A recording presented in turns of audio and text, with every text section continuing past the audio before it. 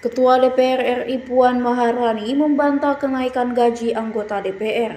Ia menegaskan uang tersebut adalah kompensasi pengganti rumah jabatan. Puan menambahkan rumah dinas sudah dikembalikan ke pemerintah. Meski dibantah, isu ini ramai di media sosial. Beredar informasi DPR menerima 3 juta per hari atau 90 juta per bulan. Salah satu unggahan viral dari akun TikTok @tahwa menuliskan "tolong bantu jawab" dengan gambar bertuliskan "mantap, gaji anggota DPR RI naik jadi 3 juta per hari". Informasi serupa muncul di akun Instagram @pandemic, mengutip pernyataan anggota Komisi 1 DPR TB Hasanuddin. Hasanuddin menyebut gaji bersih anggota DPR lebih dari 100 juta per bulan. Ia menjelaskan jumlah ini lebih tinggi dari periode sebelumnya karena DPR tidak mendapat rumah dinas.